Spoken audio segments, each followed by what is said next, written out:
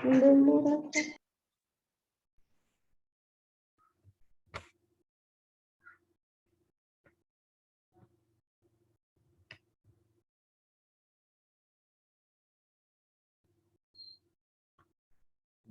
Assalamualaikum warahmatullahi wabarakatuh. Waalaikumsalam warahmatullahi wabarakatuh. Assalamualaikum warahmatullahi wabarakatuh. Oke, kita malam hari ini memulai perkuliahan pada pertemuan pertama dan mata kuliah kemahiran hukum perdata. Nah, kemahiran hukum perdata ini akan kita laksanakan selama 16 pertemuan sesuai dengan RPS yang telah ditentukan oleh perguruan tinggi, oleh Bapak Kaprodi.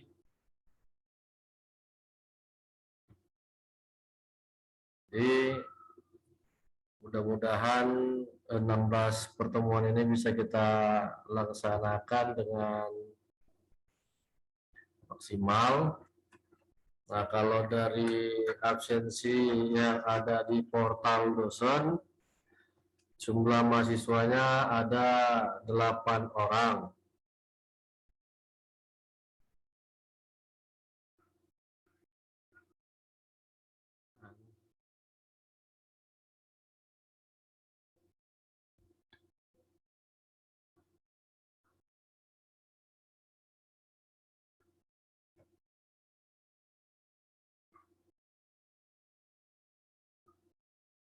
Justru atas nama Deborah ini yang tidak masuk di dalam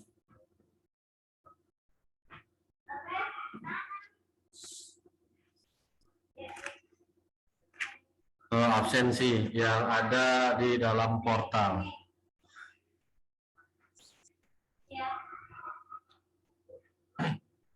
Baik, sebelum kita mulai perkuliahan, ya kan, langkah baiknya karena baru kali pertama saya bertemu dengan saudara, walaupun bertemunya melalui tatap maya, tidak secara langsung.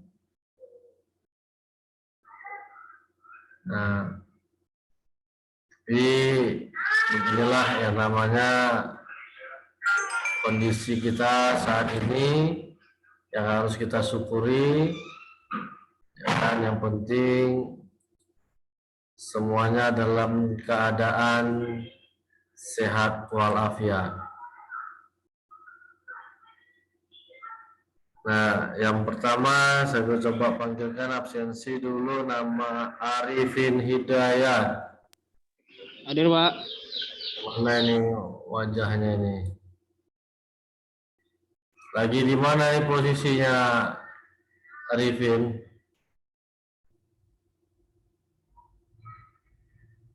Mana Arifin? Dalam koneksi. Halo, Pak. Halo. Halo, Pak. Ya, halo. Lagi di mana posisinya? Di rumah, Pak. Di rumah. Sudah bekerja atau belum? Sudah, Pak. Mana kalau boleh tahu? Kerjanya jualan kartu paket, Pak. Kartu paket HP. Oh, usaha sendiri ya, wirausaha berarti. Iya, Pak. Alhamdulillah. Alhamdulillah, yang penting ada kegiatan. Iya, Pak. Oke. Selanjutnya atas nama Diki Peter Frederick. Ya, lagi di mana, Pak? Diki? Di rumah, Pak. Di rumah ya. Sudah bekerja atau belum? Pak. Sudah, Pak. Sudah. Di salah satu kafe, Pak. Di kafe? Iya, Pak. Oh, bukan lagi kerja ini ya? Oh, enggak, Pak. Enggak ya? Oke, baik. Terima kasih. Iya. Faris Afif. Hadir, Pak. Lagi di mana ini posisinya? Di rumah, Pak. Di rumah, udah bekerja, Faris. Sudah, Pak. Nah, Ya, Pak. di mana kerja? Saya di farmasi, Pak. Masih. Baik, Ya, ada Pak. nama Lutfia Konita. Saya Pak, Lagi di mana posisinya? di rumah Pak. Rumah ya, udah bekerja atau belum? Belum. Belum ya, berarti fokus kuliah. Oke, baik. Muhammad Rulia Sibuan.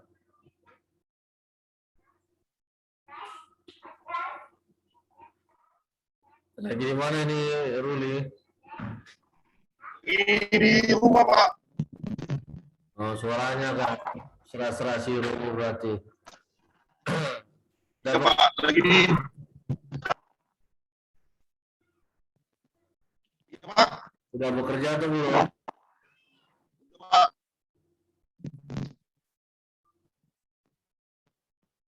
Oke, kurang bagus sinyalnya berarti. Rizky Devi Boruginting ya? Ada ya? Sarwana Perdana.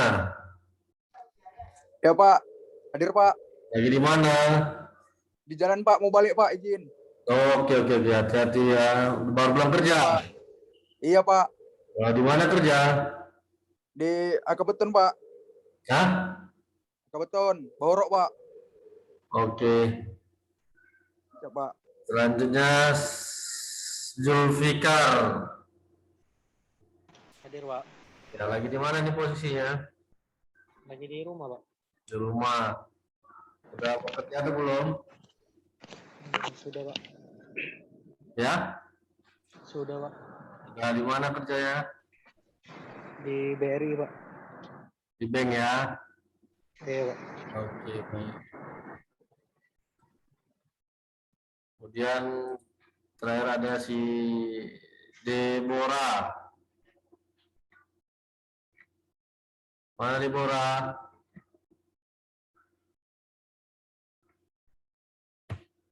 Gak ada ya Deborah? Keluar dia, Pak. Keluar ya? Memang kelas kita atau enggak? Oh iya, keluar. Kurang tahu, Pak. Kurang tahu ya. Belum di SCC mungkin, Pak. Kalau dari absensinya justru Deborah belum masuk di dalam KRS-nya. Makanya apakah di kelas kita atau tidak, saya tidak ada masalah. Walaupun di kelas kita, nanti tinggal sesuaikan aja. Dilapor ke Biro Akademi biar dimasukkan untuk namanya. Ya, sehingga bisa terinput nanti untuk nilai perkuliahannya. Oke, jadi kenapa tadi saya tanyakan berada di mana ataupun pekerjaannya, jadi biar nantinya kita bisa mengetahui mana yang sudah bekerja atau yang belum. Kan apabila nanti yang sudah bekerja ada halangan masuk sehingga saya tahu alasan tidak masuknya karena apa. Demikian. Nah, kemudian harapan saya juga kalau seandainya video tidak diaktifkan tapi di foto profil saudara diharapkan untuk mencantumkan fotonya, jangan di profilnya dicantumkan fotonya seperti teman kita Ruli.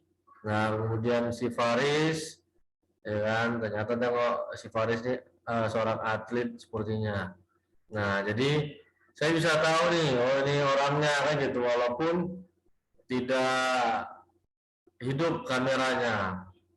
Nah, sesuai dengan ketentuan dari kampus, ya kan, itu wajib dihidupkan. Tujuannya nanti rekaman daripada pembelajaran kita ini akan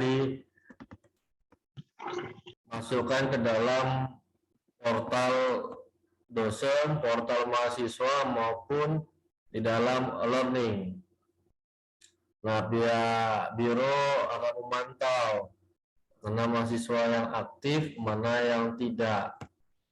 Pertama, saat ini saudara kalau tidak salah semester 7 ya.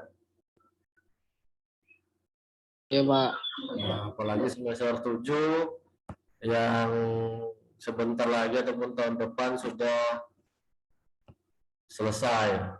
Dan saat ini mungkin semuanya sedang sibuk untuk menyusun tugas akhirnya. Nah, ini di sini beragam atau sama semua untuk konsentrasinya.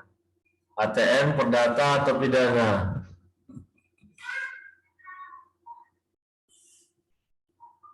Beragam. Siapa yang HTN? Ada yang HTN di sini? Ya, ada HTN. Perdata?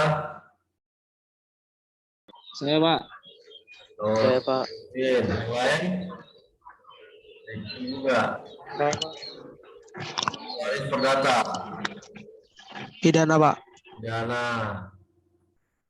Nah, jadi mengingat untuk mata kuliah kita pada semester ini adalah berkaitan dengan perdata.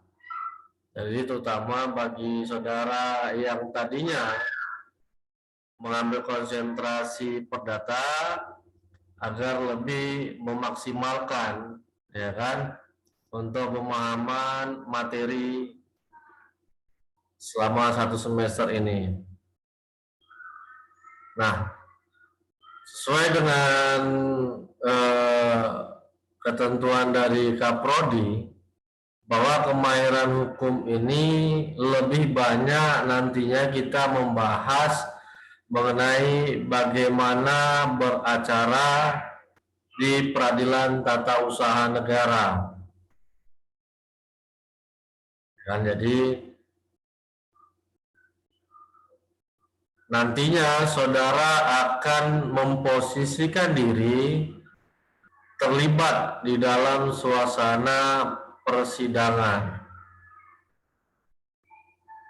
Nah, nanti akan ada yang berperan sebagai hakim, kemudian panitera, kemudian sebagai penggugat maupun sebagai tergugat. Nah, hanya saja saya belum tahu bagaimana untuk mekanisme prakteknya secara tatap maya. Nanti akan coba saya koordinasi dengan Pak Kaprodi, ya kan, untuk mekanismenya. Kenapa? Mengingat sesuai dengan aturan yang berlaku dalam metode pembelajaran di semester ini tahun ajaran 2021-2022 ada sedikit perbedaan dengan semester-semester sebelumnya. Nah, di dalam semester ini 6 pertemuan dilakukan dengan tatap maya sesuai dengan ketentuan yang telah ditetapkan. Nah, di mana 6 pertemuan ini melalui aplikasi Zoom Meeting ataupun Google Meeting. Dan nantinya pembelajaran ini direkam, yang tadi sudah saya sampaikan, kemudian diupload nantinya ke learning. Nah, pertemuan 1, 2, 3, kemudian setelah UTS 9, 10, 11. Nah, itu menggunakan tatap maya. Sedangkan 8 pertemuan lagi dilakukan secara learning, di mana dosen membuat video pembelajaran, kemudian diupload di YouTube. Setelah itu linknya di-upload di e-learning. Nah, kemudian mahasiswa melihat video pembelajaran tersebut. Apabila ada pertanyaan-pertanyaan terhadap materi, diajukan di dalam forum diskusi yang telah dibuat di dalam e-learning. Nah, kemudian untuk bukti kehadirannya adalah dengan membuat nama dan NPM di dalam forum diskusi setiap pertemuannya. Pada pertemuan keempat misalnya, saudara masuk ke e-learning, kemudian tuliskan nama dan NPM sebagai bukti saudara hadir dalam kelas. Nah, namun mengingat sedangkan yang dua lagi adalah UTS dan UAS. Nah, mengingat kita praktek, nah nanti saya coba koordinasi dulu dengan Pak Kaprodi apakah 14 pertemuan itu full tatap maya atau tadi dengan sistem yang baru 6 tatap maya, 8 melalui e-learning. Nah, jadi supaya kita bisa nantinya mengetahui dan lebih mendalami bagaimana teknik-teknik dalam membuat sebuah gugatan hingga menjawab sampai dengan putusan pengadilan. Nah, kalau dari absensinya saudara semua berada di kelompok 16. Ya kan? Nah, kalau dilihat dari jumlah mahasiswa 8 orang,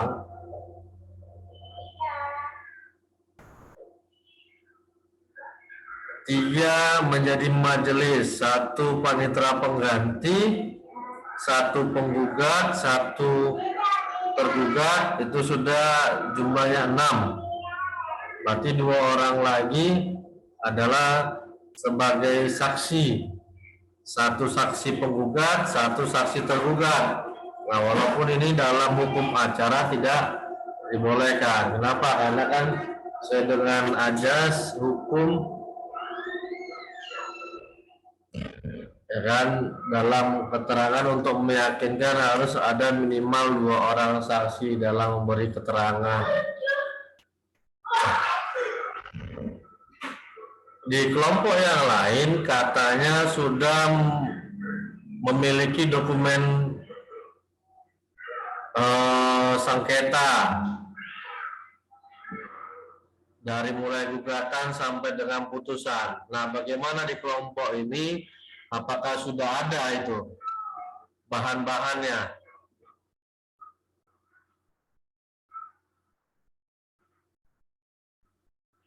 Di mana siapa yang bisa menjawab? Arifin?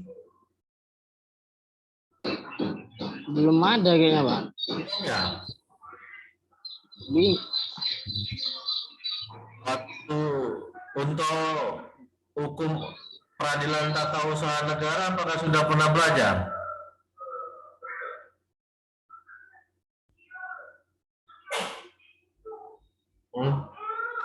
Peradilan tata usaha negara apakah sebelumnya pernah belajar atau tidak?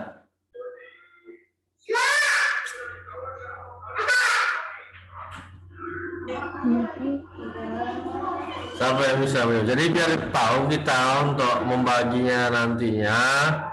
Nah, atau dalam waktu belajar hukum acara perdata, apakah ada tugas untuk membuat dokumen persidangan dari gugatan sampai dengan putusan? Apakah ada? Nah, siapa yang bisa menjawab?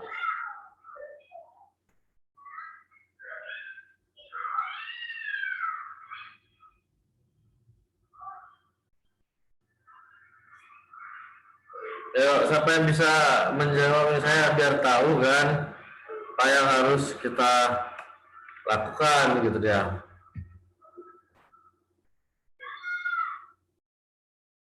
Bagaimana? Belum ada kayaknya, Pak. Ya? Belum ada kayaknya. Belum ya.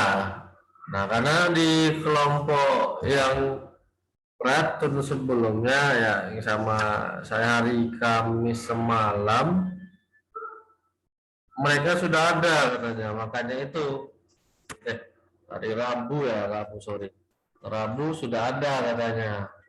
Nah,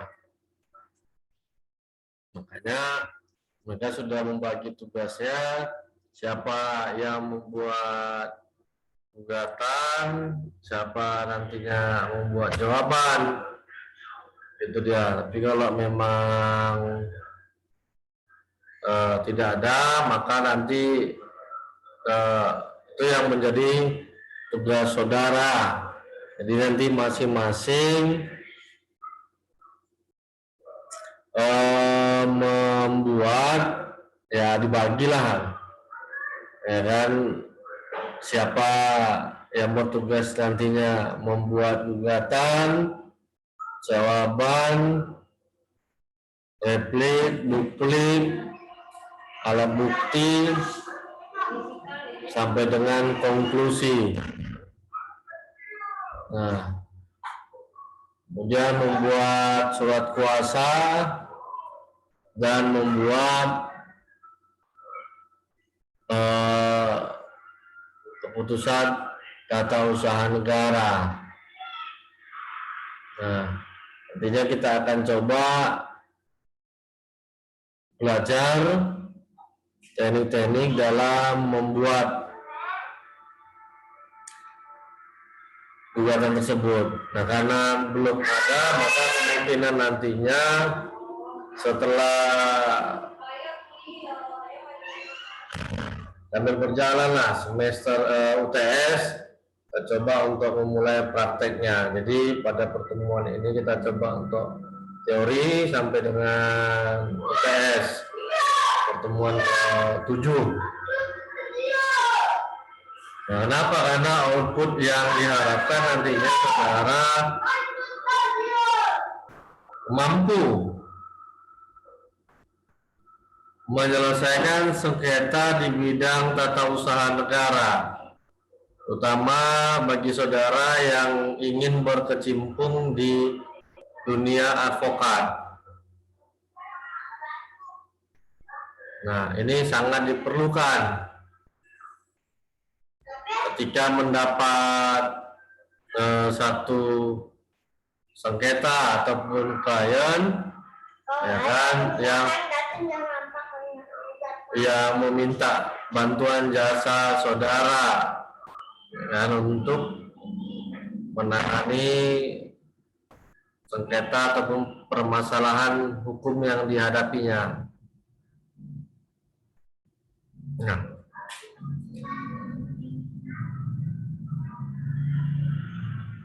di dalam mata kuliah ini, jadi sebelumnya ini nanti apabila terputus, silakan untuk disambung kembali karena mengingat waktu yang diberikan oleh Zoom hanya 40 menit. Kemudian nanti akan terputus otomatis. Nanti saudara sambung kembali. Karena tadi saya sudah buka kelasnya 7:10 sehingga dihitungnya waktu sejak dimulainya. Nah, tapi nanti ketika terputus silakan disambung kembali. Nah, deskripsi mata kuliah Peradilan Tata Usaha Negara ini adalah mencangkup tentang karakteristik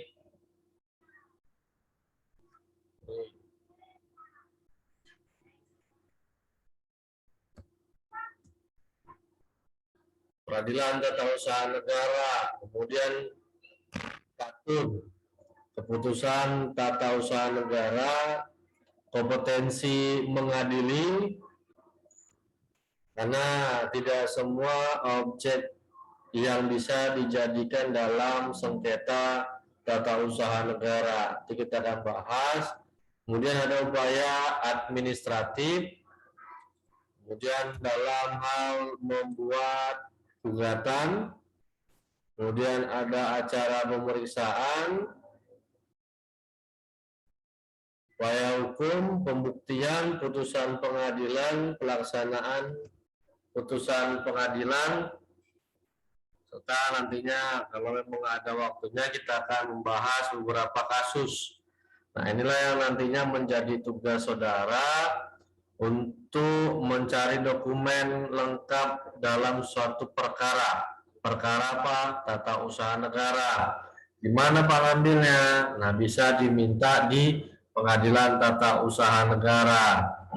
Mengingat itu dokumen negara, maka saudara dapat memintanya dengan cara membuat surat pengantar dari prodi, ya kan, untuk dibawa ke pengadilan. Baru nanti saudara bisa memfotokopi seluruh dokumennya.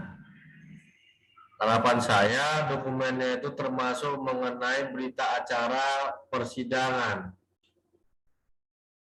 Ini sama mata kuliah kita, ini sama dengan klinis hukum ataupun peradilan semu. Ya kan? Jadi kita terjun ke pengadilan, kemudian melihat bagaimana proses acaranya. Nah, di setiap persidangan itu panitera pengganti akan membuat berita acara. Nah, berita acara ini berisi sebuah percakapan. Ya kan, ibaratkan sebuah film, berita acara ini adalah skenarionya. Jadi mulai dari dibukanya persidangan sampai ditutupnya persidangan. Nah, di dalam berita acara ini jelas dibuat. Misal, ya kan, majelis hakim memasuki ruangan persidangan. Hadirin dimohonkan untuk berdiri. Nah, itu ada kata-kata seperti itu di dalam berita acara setiap persidangan yang dibuat oleh panitera pengganti. Walaupun dalam prakteknya seringkali hal tersebut diabaikan. Tapi kalau saya tidak salah, apakah masih berlaku?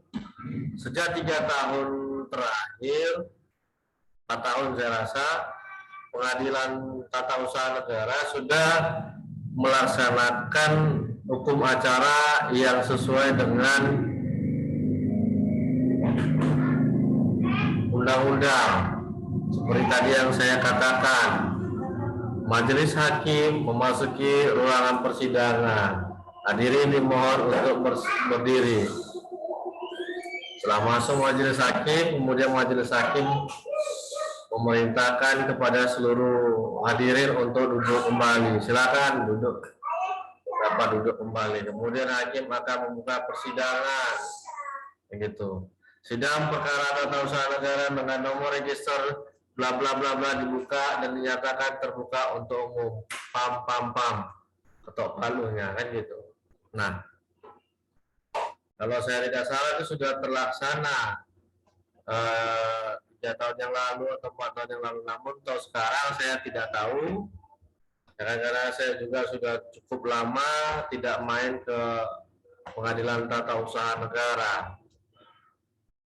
Namun kalau saudara main ke pengadilan negeri, nah itu sangat jarang ditemukan.